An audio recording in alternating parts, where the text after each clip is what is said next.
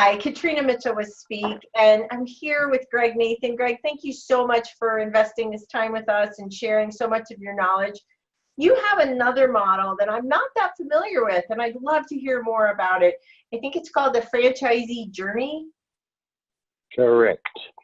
Now, we've spoken about the franchisee factor in a previous clip. This model is more about the business journey that the franchisee moves through. The E factor has 6 stages, so does this model. So the first stage in the business journey we call investigation. It's where the prospective franchisee is looking at different options and even thinking about, do I want to be a franchisee to start with, or do I want to go off independent, or am I going to stay in a job? So investigation. Now, the conversations that the prospective franchisee has with the franchisor will be remembered. And this is why it's so important to the long-term relationship, because in 3 years' time, if they're a little unhappy, say, as they're moving through the franchise E factor, they'll say, I remember we had a meeting and you said, and they'll have it written down or they'll remember it or their own interpretation of what went on. So it's a very important stage, this investigation stage, if you understand what I'm saying. I do. Yep. Yeah. Now, let's say the franchisee now signs the franchise agreement and starts to go through the induction and training stage. We call this initiation. And a good franchisor is initiating the franchisee into their values. We talked about values in a previous clip. What do we want to be known for? What's our reputation? How do we want to interact with each other and behave? What's our culture? And also all the practical skills associated with running the business.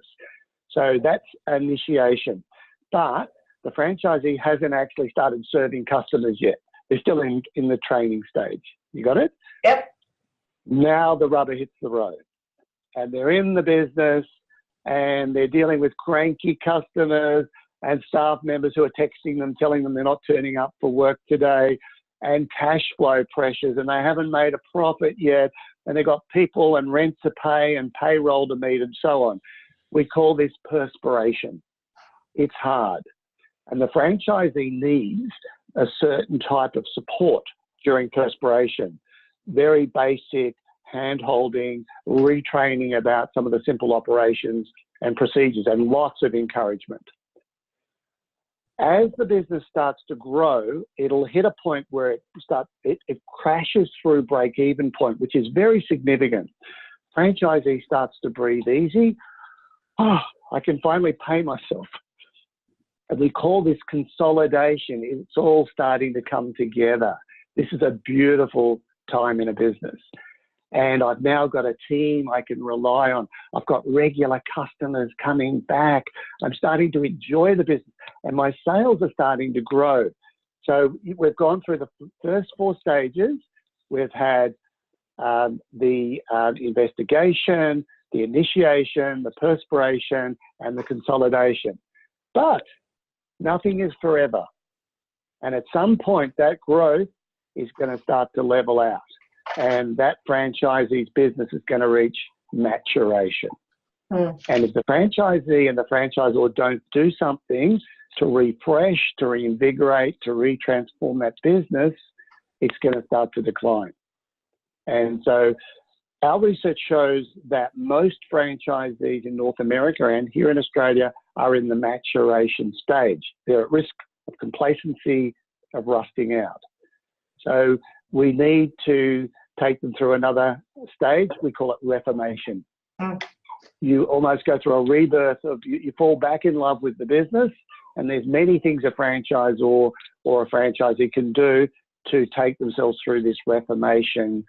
Maybe bring in a business partner, open another store, refit the store, put in some new systems or whatever. So they're the 6 stages, Katrina, of the franchisee's business journey.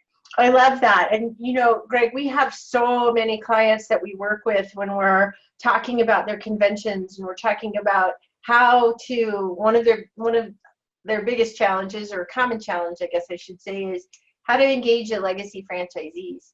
How do they engage these franchisees that have reached, in your model, the maturation stage?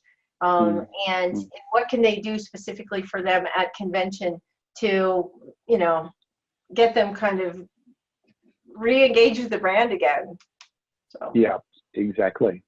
And I've been running my business for 28 years, and I've been through reformation now about 6 times, like deliberately restructured. At one stage, we closed down our physical premises and all my team started working from home.